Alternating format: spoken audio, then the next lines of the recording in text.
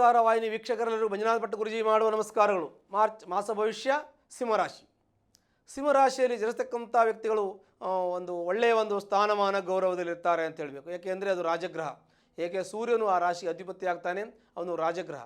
ಹಾಗಾಗಿ ಒಳ್ಳೆಯ ಶುಭಫಲವನ್ನು ಕೊಡ್ತಾನೆ, ಜೊತೆಗೆ ಮಿಶ್ರ ಫಲವೂ ಇರುತ್ತೆ. ಒಂದು ರಾಜನಿಗೆ ಒಂದೇ ರೀತಿಯಾಗಿರ್ತಕ್ಕಂಥ ಒಳ್ಳೆಯದೇ ಆಗುತ್ತೆ ಅಂತ ಹೇಳೋಕ್ಕಾಗೋದಿಲ್ಲ.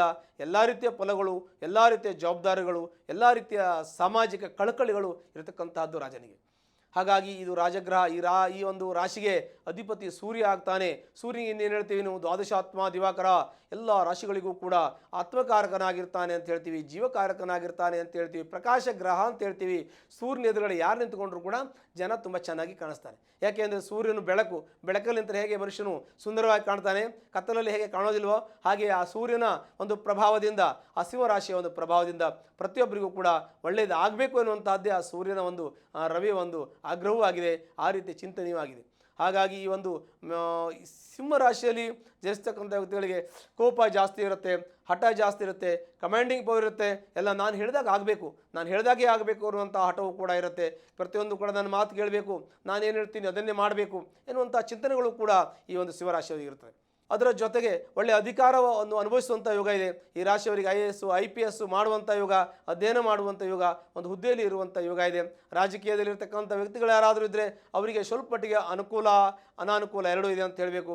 ಯಾಕೆಂದರೆ ಆ ರಾಶಿಗೆ ಸಪ್ತಮದಲ್ಲಿ ಶನಿ ಇರೋದ್ರಿಂದ ಎಲ್ಲ ಕೆಲಸಗಳ ಕಾರ್ಯಗಳನ್ನು ನಿಧಾನ ಮಾಡ್ತಾನೆ, ಜೊತೆಗೆ ಎಳೆದು ಹಿಡ್ಕೋತಾನೆ. ಅಂದರೆ ಈ ಕೆಲಸಗಳು ಮುಂದೋಗೋದು ಬೇಡ, ಇಷ್ಟಕ್ಕೆ ಇರಲಿ ಅಂತ ಎಳೆದು ಹಿಡ್ಕೋತಾನೆ, ಮತ್ತು ನಿಧಾನವಾಗಿ ಇರುತ್ತೆ. ಮತ್ತು ಅಷ್ಟಮದಲ್ಲಿರ್ತಕ್ಕಂತಹ ರಾಹು ಇದನ್ನಲ್ವ, ರಾಹು ನಿಮ್ಮ ಕೆಲಸ ಕಾರ್ಯಗಳೆಲ್ಲ ಅಡ್ಡ ಬರ್ತಾನೆ, ನಷ್ಟ ಮಾಡ್ತಾನೆ, ಅರ್ಧಕ್ಕೆ ಕಟ್ ಮಾಡ್ತಾನೆ. ಕೆಲವು ಕೆಲಸ ಪ್ರಾರಂಭದಲ್ಲಿ ತೊಂದರೆ ಆಗುತ್ತೆ, ಕೆಲಸ ಪ್ರಾರಂಭ ಆದಮೇಲೆ ತೊಂದರೆ ಆಗುತ್ತೆ, ಅರ್ಧದಲ್ಲಿ ನಿಂತೋಗುತ್ತೆ, ಪೂರ್ತಿ ಆಗೋಕ್ಕೆ ಸ್ವಲ್ಪ ತೊಂದರೆಯಲ್ಲಿ ನಿಂತು ನಷ್ಟವನ್ನು ಅನುಭವಿಸಬೇಕಾದ ಪರಿಸ್ಥಿತಿಯೂ ಕೂಡ ಈ ಒಂದು ಸಿಂಹರಾಶಿಗೆ ಬರಬಹುದು. ಹಾಗಾಗಿ ಭಾಳ ಜಾಗ್ರತೆ ವಹಿಸಬೇಕು. ಆರ್ಥಿಕ ಸ್ಥಿತಿಯಲ್ಲಿ ಸ್ವಲ್ಪ ಮಟ್ಟಿಗೆ ಅನುಕೂಲ ಇದೆ, ಕೈಯಲ್ಲಿ ದುಡ್ಡು ನಿಲ್ಲೋದಿಲ್ಲ, ಎಷ್ಟೇ ಮಾಡೋದು ದುಡ್ಡು ನಿಲ್ಲಲ್ಲ, ದುಡ್ಡು ಬರುತ್ತೆ ಹೋಗುತ್ತೆ, ಆಗಲಿ ಬರುತ್ತೆ ಹೋಗ್ತಾ ಇದೆ, ಸಾಲ ಮಾಡೋದು ಸ್ವಲ್ಪ ಕಡಿಮೆ ಆಯ್ತಲ್ಲ ಅಂತ ಚಿಂತನೆಯನ್ನು ಮಾಡ್ಕೊಳ್ಳಿ. ಆಸ್ತಿ ವಿಚಾರದ ಸ್ವಲ್ಪ ಮಟ್ಟಿಗೆ ಗೊಂದಲ ಅಸಮಾಧಾನ ಇದೆ, ಅದು ಸರಿ ಮಾಡ್ಕೊಳ್ಳಿ. ಮನೆ ತೊಗೋಬೇಕು, ಫ್ಲಾಟು, ಕಾರು ಏನೇನೋ ತೊಗೋಬೇಕು ಅಂತ ಅಂದ್ಕೊಂಡಿದ್ದೀರಾ, ಅವೆಲ್ಲ ಸುಖ ಭಂಗ ಆಗ್ತಾ ಇದೆ, ಮಾಡ್ಕೊಳಕ್ಕೆ ಆಗ್ತಾ ಇಲ್ಲ. ಅವೆಲ್ಲವೂ ಕೂಡ ಮುಂದಿನ ಭವಿಷ್ಯದಲ್ಲಿ ನಿಮ್ಗೆ ಒಳ್ಳೆಯದಾಗುತ್ತೆ. ತಾಳ್ಮೆ ವಹಿಸೋದು ಭಾಳ ಮುಖ್ಯವಾಗಿರ್ತಕ್ಕಂಥ ವಿಚಾರ. ಮಕ್ಕಳನ್ನು ಯೋಚನೆ ಮಾಡಿದ್ರೆ, ನಿಮ್ಮ ಮಕ್ಕಳು ಪೂರ್ವ ಪುಣ್ಯವನ್ನು ಮಾಡಿದ್ದಾರೆ, ಪುಣ್ಯವಂತರಿದ್ದಾರೆ, ಅವರು ಒಳ್ಳೆಯ ವಿದ್ಯಾವಂತರು, ಬುದ್ಧಿವಂತರು, ಶ್ರೀಮಂತರು ಎಲ್ಲರೂ ಆಗ್ತಾರೆ. ಓದೋದಕ್ಕೆ ಮಾತ್ರ ಅವರಿಗೆ ಚೆನ್ನಾಗಿ ಹೇಳಬೇಕು. ಓದಿಸೋದು ನಿಮ್ಮ ಜವಾಬ್ದಾರಿ, ಓದೋವ್ರ ಜವಾಬ್ದಾರಿ. ಅವರು ತುಂಬ ಬುದ್ಧಿವಂತರಿದ್ದಾರೆ, ತುಂಬ ಜ್ಞಾಪಕ ಶಕ್ತಿ ಇದೆ. ಭಗವಂತನ ಮೇಲೆ ಭಾರವನ್ನು ಹಾಕಿ ಚೆನ್ನಾಗಿ ಓದಲಿ, ಒಳ್ಳೆಯ ವಿದ್ಯಾವಂತರಾಗಿ ಮುಂದೆ ಒಳ್ಳೆಯ ಹುದ್ದೆಯಲ್ಲಿ ಅವರು ಇರ್ತಾರೆ ಅನ್ನೋದನ್ನು ಮರಿಬಾರದು. ಇನ್ನು ಆರೋಗ್ಯದಲ್ಲಿ ಸ್ವಲ್ಪ ಕಿರಿಕಿರಿ ಇದೆ, ನಿಮಗೆ ಹೊಟ್ಟೆಗೆ ಸಂಬಂಧಪಟ್ಟಂಥ ತೊಂದರೆ, ಜೊತೆಗೆ ಕತ್ತಿಗೆ ಸಂಬಂಧಪಟ್ಟಂಥ ತೊಂದರೆ, ಮತ್ತು ಕೆಲವೊಂದಷ್ಟು ಕಾಲು ಉರಿ, ಕೈ ಉರಿ, ಸೊಂಟ ನೋವು, ಮತ್ತು ಮಲಬದ್ಧತೆ, ಅಜೀರ್ಣ, ಇವೆಲ್ಲವೂ ಕೂಡ ಆರೋಗ್ಯದಲ್ಲಿ ತುಂಬ ಏರುಪೇರಾಗುವಂಥ ಸಾಧ್ಯತೆಗಳಿದೆ. ಭಾಳ ಜಾಗ್ರತೆ ವಹಿಸಬೇಕು. ಅದಕ್ಕೆ ಸ್ವಲ್ಪ ಚಿಕಿತ್ಸೆಯನ್ನು ಮಾಡಿ, ಮಣಿಮಂತ್ರ ಔಷಧ ಅಂತ ಹೇಳ್ತೀವಿ, ಹೀಗೆ ಮಣಿಮಂತ್ರ ಔಷಧವನ್ನು ಉಪಯೋಗಿಸಿ ನೀವು ಮಣಿಯನ್ನು ಧರಿಸಿ ಔಷಧವನ್ನು ಮಾಡಿ, ಮಂತ್ರವನ್ನು ಪೂಜೆಯನ್ನು ಮಾಡಿ, ಪರಿಹಾರವನ್ನು ಮಾಡಿ, ಅದರಿಂದ ನಿಮಗೆ ಖಂಡಿತ ಒಳ್ಳೆಯದಾಗುತ್ತೆ.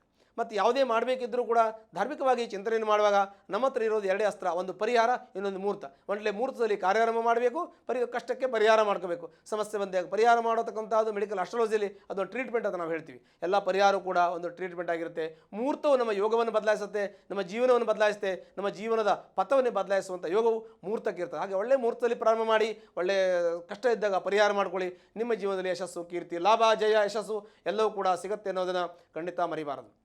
ಮತ್ತು ನಿಮ್ಮ ದಾಂಪತ್ಯದಲ್ಲಿ ಕಿರಿಕಿರಿ, ಮನಸ್ತಾಪ, ಅಸಮಾಧಾನ ಇದೆ. ನಿಮ್ಮ ಯಾವ ಕೆಲಸ ಕಾರ್ಯಗಳು ಕೂಡ ಕಮಿಟ್ಮೆಂಟುಗಳು ನಡ್ಕೊಂಡು ಹೋಗ್ತಾ ಇಲ್ಲ, ಕಮಿಟ್ಮೆಂಟು ಆಗುತ್ತಾ ಇಲ್ಲ ಅಂದರೆ ಬರೋ ದುಡ್ಡು ಬರ್ತಾ ಇಲ್ಲ, ನೀವು ಕೊಡೋಕ್ಕಾಗ್ತಾ ಇಲ್ಲ, ಕೆಲವು ಸಾಲ ಆಗಿದೆ, ಎಲ್ಲ ಸಮಸ್ಯೆಗಳಿದೆ. ಆದರೂ ಕೂಡ ಅನವಶ್ಯಕ ವಾದವಿವಾದಗಳು ನಡೀತಾ ಇದೆ, ಅವೆಲ್ಲ ಆಗಬಾರ್ದು. ಆರ್ಗ್ಯುಮೆಂಟನ್ನು ಮಾಡೋದು, ವಾದವಿವಾದ ಮಾಡೋದು, ಯಾರಿಗಾದರೂ ಸ್ಯೂರಿಟಿ ಹಾಕೋದು, ಗ್ಯಾರಂಟಿ ಕೊಡೋದು, ಇದನ್ನು ಮಾಡಬೇಡಿ. ಮಾಡಿದ್ರಿಂದ ನಿಮಗೆ ತೊಂದರೆ ಆಗುವ ಎಲ್ಲ ಲಕ್ಷಣಗಳು ಕೂಡ ಇದೆ. ಜಾಗ್ರತೆ ವಹಿಸೋದು ಬಹಳ ಮುಖ್ಯವಾಗಿರ್ತಕ್ಕಂಥ ವಿಚಾರ. ಮತ್ತು ಈ ತಿಂಗಳ ನಂತರದಲ್ಲಿ ಗ್ರಹಗಳು ಮತ್ತೆ ಚೇಂಜ್ ಆಗುತ್ತೆ. ಎಲ್ಲ ಗ್ರಹಗಳು ಕೂಡ ಯಾವಾಗಲೂ ಕೂಡ ಸೌರಮಂಡಲದಲ್ಲಿ ಓಡಾಡ್ತಾ ಇರುತ್ತೆ.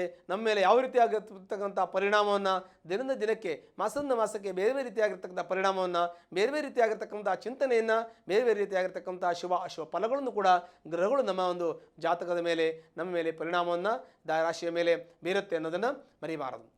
ದೂರದೇಶ ಪ್ರಯಾಣ ಮಾಡುವಂಥ ಯೋಗ ಇದೆ, ಆದರೆ ನಿಮಗೆ ಕೆಲವೊಂದಷ್ಟು ಆಗ್ತಾ ಇಲ್ಲ. ಅಂದರೆ ಫಾರಿನ್ಗೆ ಹೋಗುವಂಥ ಯೋಗ ಕೂಡ ಇದೆ ನಿಮಗೆ. ಮತ್ತು ಕೆಲವೊಂದಷ್ಟು ದೊಡ್ಡ ದೊಡ್ಡ ವ್ಯವಹಾರಗಳನ್ನು ಮಾಡಬೇಕು ಅಂತ ಚಿಂತನೆ ಮಾಡ್ತೀರಾ, ಅದೆಲ್ಲ ಯೋಗ ಇದೆ, ಆದರೆ ಮಾಡಲಿಕ್ಕೆ ಆಗ್ತಾ ಇಲ್ಲ. ಅಂದರೆ ಯೋಗ ಇದೆ ಅಂತ ನಾವು ಹೇಗೆ ಹೇಳ್ತೀವಿ ಅಂತಂದರೆ ನಿಮ್ಮ ಪ್ರಯತ್ನ ಇದೆ ಅಂತ ನಾವು ಹೇಳಿ ಯೋಗ ಇದೆ ಅಂತ ಹೇಳೋದು. ಪ್ರಯತ್ನ ಫಲಿಸಲಿಲ್ಲ ಅನ್ನೋ ಕಾರಣಕ್ಕಾಗಿ ನಿಮಗೆ ದೋಷ ಇದೆ ಅಂತ ಹೇಳೋದು. ಹೀಗೆ ಯಾವುದೇ ಒಂದು ಫಲಿಸಲಿಲ್ಲ ಅಂದಾಗ ನಮ್ಮ ದೋಷದಿಂದ ಫಲಿಸೋದಿಲ್ಲ. ಪುರುಷ ಪ್ರಯತ್ನ ಅನ್ನುವಂಥದ್ದು ಭಾಳ ಮುಖ್ಯವಾದ ವಿಚಾರವಾಗಿರ್ತದೆ. ಪುರುಷ ಪ್ರಯತ್ನವೇ ಎಲ್ಲವೂ ಆಗಬೇಕು.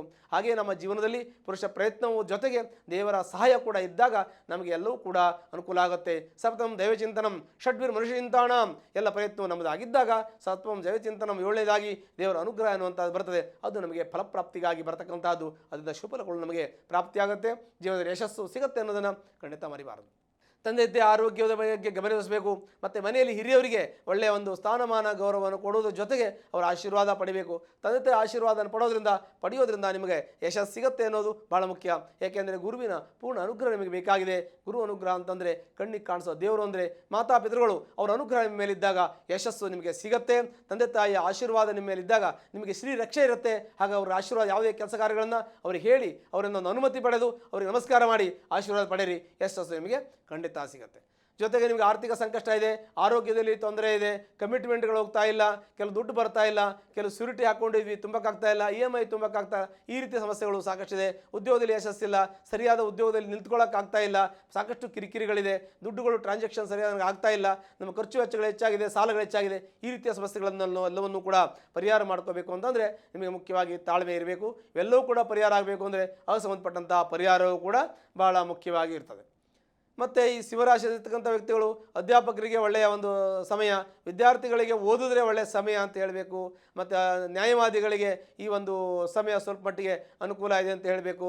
ಅದರ ಜೊತೆಗೆ ಸಿನಿಮಾ ರಂಗದಲ್ಲಿ ಇರೋಂಥವರಿಗೆ ಸ್ವಲ್ಪ ಮಟ್ಟಿಗೆ ಅನುಕೂಲ ಇದೆ. ಮತ್ತು ಲೇಖಕರಿಗೆ, ಕೆಲವು ಕಥೆ ಕವನವನ್ನು ಬರೆಯತಕ್ಕಂಥ ವ್ಯಕ್ತಿಗಳಿಗೆ, ಈ ಮೀಡಿಯಾ ವ್ಯಾಪ್ಯದಲ್ಲಿ ಕೆಲಸ ಮಾಡ್ತಕ್ಕಂಥವ್ರು, ನೆಟ್ವರ್ಕ್ ಮಾಡ್ತಕ್ಕಂಥವ್ರಿಗೂ ಕೂಡ ಅನುಕೂಲ ಇದೆ. ಬಿಸ್ನೆಸ್ ಮಾಡೋಂಥ ವ್ಯಕ್ತಿಗಳಿಗೆ ಸ್ವಲ್ಪ ಅನಾನುಕೂಲ ಇದೆ. ಏಕೆಂದರೆ ಬಿಸ್ನೆಸ್ ಮಾಡೋರಿಗೆ ಸ್ವಲ್ಪ ಮಟ್ಟಿಗೆ ತೊಂದರೆ ಹೆಚ್ಚಿದೆ, ನಷ್ಟ ಆಗುವಂಥ ಯೋಗ ಇದೆ. ಯಾವುದೇ ದೊಡ್ಡ ದೊಡ್ಡ ವ್ಯಾಪಾರ ಮಾಡ್ತಕ್ಕಂಥವ್ರು, ಹೋಲ್ಸೇಲ್ ವ್ಯಾಪಾರ ಮಾಡೋರಿಗೆ ನಷ್ಟ ಆಗುವ ಸಾಧ್ಯತೆಗಳಿದೆ.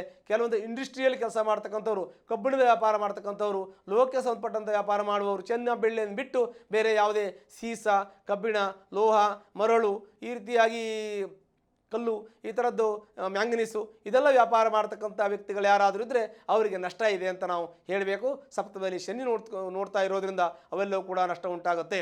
ಮತ್ತು ಕೆಲವು ಮೆಡಿಕಲ್ಲಿ ಕೆಲಸ ಮಾಡ್ತಕ್ಕಂಥವ್ರು, ಅಂದರೆ ಫಾರ್ಮಸಿಯಲ್ಲಿ ಕೆಲಸ ಮಾಡ್ತಕ್ಕಂಥ ವ್ಯಕ್ತಿಗಳಿಗೆ ಸ್ವಲ್ಪ ಮಟ್ಟಿಗೆ ಅನಾನುಕೂಲ ಇದೆ. ಅವ್ರ ಬಿಸ್ನೆಸ್ಸಲ್ಲಿ ಅಷ್ಟು ಡೆವಲಪ್ ಆಗಲ್ಲ ಅಂತ ಕೂಡ ನಾವು ಹೇಳಬೇಕು. ಇಂಜಿನಿಯರ್ಗಳಿಗೆ ಅವರಿಗೂ ಕೂಡ ಸ್ವಲ್ಪ ಮಟ್ಟಿಗೆ ಪ್ರಮೋಷನ್ ಸಿಗ್ತಾ ಇಲ್ಲ. ಎಷ್ಟೋ ಇಂಜಿನಿಯರ್ಗಳಿದ್ದಾರೆ, ಸಾಫ್ಟ್ವೇರ್ ಇದ್ದಾರೆ, ಹಾರ್ಡ್ವೇರ್ ಇದ್ದಾರೆ, ಸಿವಿಲ್ ಇಂಜಿನಿಯರ್ಗಳಿದ್ದಾರೆ, ಇವರಿಗೆಲ್ಲ ಪ್ರಮೋಷನ್ ಸಿಗ್ತಾ ಇಲ್ಲ, ಸಂಬಳಗಳು ಜಾಸ್ತಿ ಸಿಗ್ತಾ ಇಲ್ಲ. ಈಗ 4 ವರ್ಷದಿಂದ 3 ವರ್ಷ ಏನಿದೆಯೋ ಅದೇ ಕಂಟಿನ್ಯೂ ಹೋಗ್ತಾ ಇದೆ ಅಂತ ನಿಮಗೆ ಅನಿಸ್ತಾ ಇದೆ. ಇವೆಲ್ಲವೂ ಕೂಡ ಸಾಕಷ್ಟು ತೊಂದರೆಗಳಿದೆ. ಅದಕ್ಕೆ ಸಂಬಂಧಪಟ್ಟಂತಹ ಪರಿಹಾರವನ್ನು ಮಾಡ್ಕೊಳ್ಳಿ. ಸಿಂಹರಾಶಿಯಲ್ಲಿ ಜನಿಸ್ತಕ್ಕಂಥ ವ್ಯಕ್ತಿಗಳು ಯಾರಾದರೂ ಕಷ್ಟದಲ್ಲಿ ಕಾರ್ಯಪಡೆಯಲ್ಲಿದ್ದರೆ ಅದಕ್ಕೆ ಸಂಬಂಧಪಟ್ಟಂಥ ಪರಿಹಾರ ಮಾಡ್ಕೊಳ್ಳೋದ್ರಿಂದ ಕಷ್ಟ ಪರಿಹಾರ ಆಗುತ್ತೆ. ಹತ್ತಿರ ಇರತಕ್ಕಂಥ ಈಶ್ವರನ ದೇವಸ್ಥಾನಕ್ಕೆ ಸೋಮವಾರದ ದಿವಸ ಹೋಗಿ ಬಿಲ್ವಪತ್ರೆಯಿಂದ ಅರ್ಚನೆ ಮಾಡಿಸಿ, ಕ್ಷೀರದ ಅಭಿಷೇಕವನ್ನು ಮಾಡಿಸಿ, ನಿಮ್ಮ ಎಲ್ಲ ಕಷ್ಟಗಳು ಕೂಡ ಪರಿಹಾರ ಹೊಂದಿ ಸುಖ, ಸಮೃದ್ಧಿ, ಶಾಂತಿ, ವಸ್ತು, ವಾಹನ, ಧನಕನಕಾದ ಐಶ್ವರ್ಯಗಳೆಲ್ಲವೂ ಕೂಡ ನಿಮ್ಮ ಮನೆಯಲ್ಲಿ ಮನಸ್ಸಲ್ಲಿ ತುಂಬಿ ತುಳುಕುತ್ತೆ. ಶುಭವಾಗಲಿ. ಅನುಕ್ಷಣದ ಸುದ್ದಿಗಳಿಗಾಗಿ ವಿಸ್ತಾರ ನ್ಯೂಸ್ ಯೂಟ್ಯೂಬ್ ಚಾನೆಲ್ ಸಬ್ಸ್ಕ್ರೈಬ್ ಮಾಡಿ. ಹೊಸ ಸುದ್ದಿಗಳ ನೋಟಿಫಿಕೇಶನ್ಗಾಗಿ ಬೆಲ್ ಐಕಾನ್ ಕ್ಲಿಕ್ ಮಾಡಿ.